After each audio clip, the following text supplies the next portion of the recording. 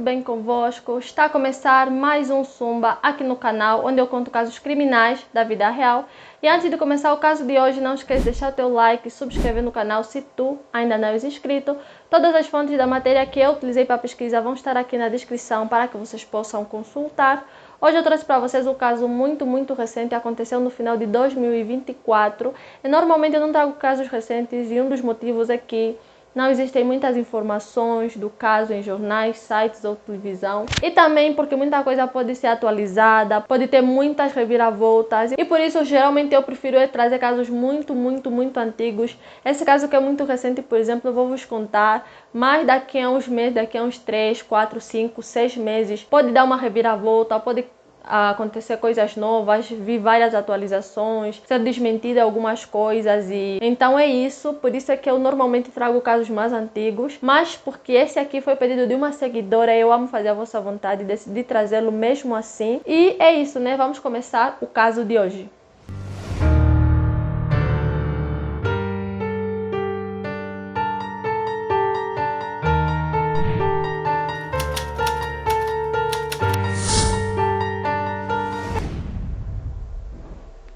Bo Sawyer era pastor americano da igreja Lakes Area Vineyard, no estado de Minnesota, nos Estados Unidos. Ele tinha 44 anos de idade na época do caso e era casado com Jackie Sawyer, também de 44 anos.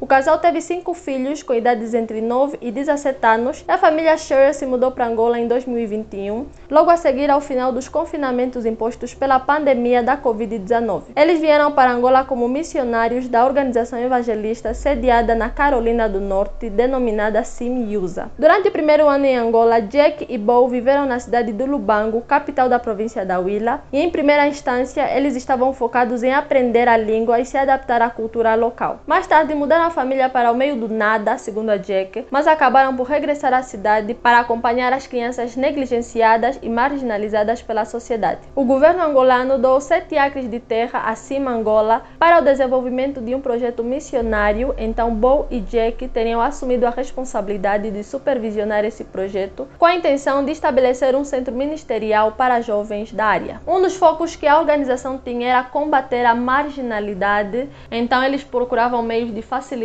acesso à educação e ajudar os jovens a conseguir uma profissão. Por exemplo, Bo acabou partilhando no seu Facebook que ele teria ajudado, ele e a esposa no caso, teriam ajudado um jovem a conseguir se estabilizar na carreira de barbeiro e anos depois ele realmente conseguiu se estabilizar e o Bo era um dos seus clientes. Bo realmente se preocupava com a comunidade da Huila. Em uma das suas publicações do Facebook, ele também conta a história de um outro jovem chamado Maurício, que é um dos seus ajudantes. Ele tinha 19 ou 20 anos de idade, estava a fazer a 10ª classe.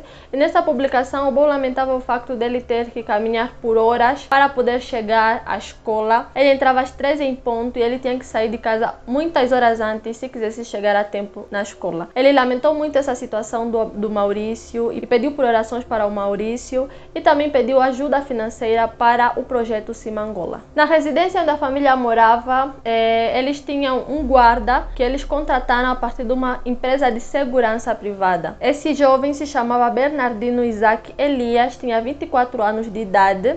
E o contrato com essa empresa, depois de um tempo, terminou, mas mesmo assim a família resolveu acolher o Bernardino, porque ele era muito próximo do casal e ele parecia ser uma pessoa do bem. Então a família acabou contratando ele com outro salário e assim ele continuou a trabalhar para aquela família. No dia 25 de outubro, a polícia recebeu a informação da existência de um cadáver na localidade do Tienjo, na comuna do Palanca, município da Umpata, na província da Huila. O corpo era de Bo Sawyer e ele havia sido várias vezes e abandonado dentro da sua viatura de marca Toyota Land Cruiser. Os binóculos, chapéu e outros pertences de Bo estavam na cena do crime. No local do crime, além de curiosos, estava também a esposa de Bo, a Jack. A Jo estava aparentemente muito abatida, muito assustada com tudo que estava a acontecer e, segundo ela, regularmente o Bo levava ela para lá para ensiná-la a conduzir. Então, naquele dia, no dia 25 de outubro, ela e o Bo saíram de casa a fim de terem a sua aula de condução. Posto lá, em algum momento eles teriam discutido, então a Jack pegou as chaves do carro, saiu do carro e foi na mata para poder fazer xixi. E quando ela voltou,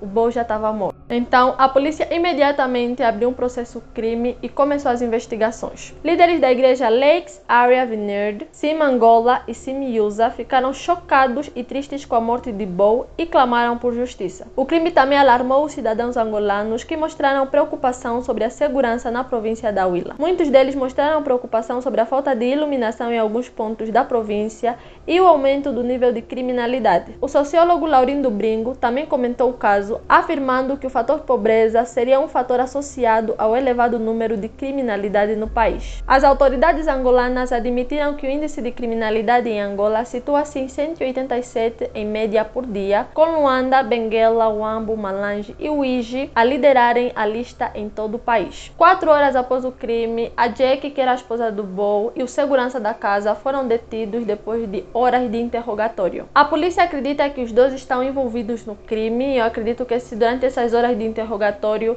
o Bernardino teria confessado. Segundo a polícia, há uma forte suspeita de que a Jack e o segurança da casa eram amantes e a motivação do crime seria que a missão do Bo teria terminado e a família teria que voltar nos Estados Unidos, mas a Jack não queria sair de Angola. Então ela conversa com o Bernardino para que eliminasse o Bo. O Bernardino, por sua vez, contratou Isalino Musselenga Caio, mais conhecido por Van Diesel, de 23 anos, e Gelson Guerreiro Ramos, de 22 anos. A Jack prometeu um total de $50.000 pelo serviço, que equivale a mais ou menos 46 milhões de kwanzas. Então o grupo recebeu $400 antes de fazerem o serviço, provavelmente com uma espécie de motivação para que eles pudessem se preparar para o crime. E outros $9.000 seriam dados logo após o crime. 3 dias antes do crime, a Jack levou o Bernardino para conhecer o local onde ela e o Bo estariam, que era um local isolado com pouca movimentação de pessoas. A Jack e o Bo regularmente iam para lá para que a Jack tivesse as suas aulas de condução, então seria muito fácil para ela atrair o marido para o local. No dia do crime, Van Diesel e Gelson alugaram um carro azul de marca Bingi em uma empresa de rent-a-car. Com o carro, chegaram no local do crime, encontraram a Jack e o marido, e eles fingiram que o carro tinha uma avaria, então ficaram ali supostamente a lutar para consertar, mas na verdade eles só estavam à espera que a Jack saísse do carro para poder atacar o Bo. Após o crime, os dois homens foram ter com o Bernardino e dele receberam mais $9.000, então eles devolveram o carro à empresa e cada um tomou um rumo diferente. Como eu disse anteriormente, a promessa foi de $50.000, então eu não sei se posteriormente eles iam se reencontrar para que recebessem outra parte do dinheiro, enfim, né?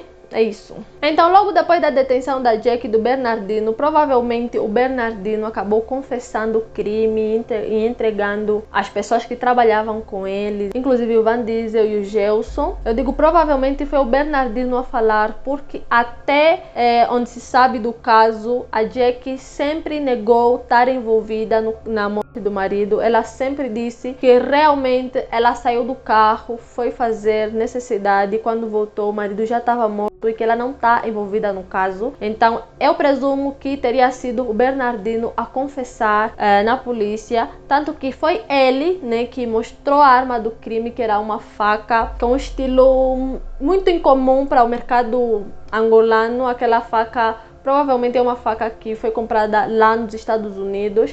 E essa faca ele disse que recebeu como presente da Jack. A Jack ofereceu aquela faca para ele e ele entregou essa faca ao Van Diesel e o Gelson para que com ela cometessem o assassinato.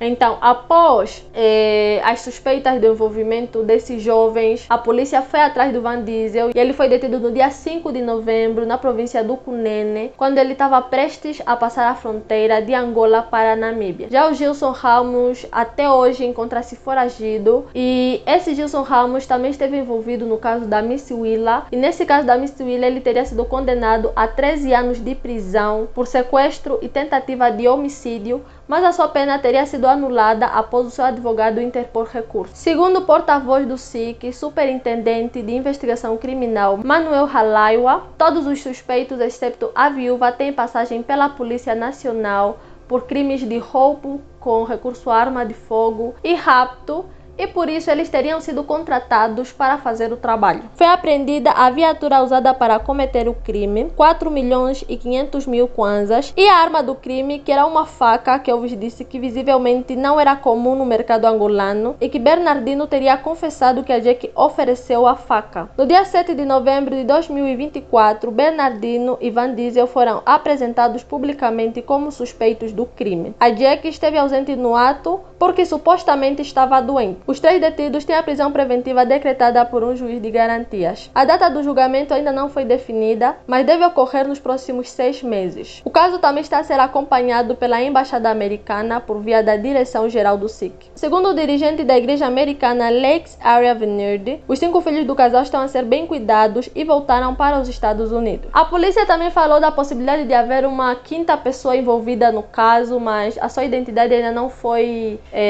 revelada.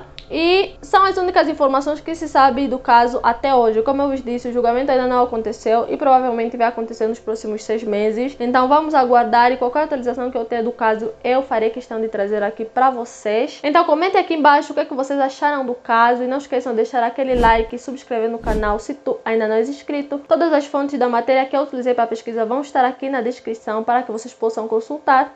E até o próximo vídeo.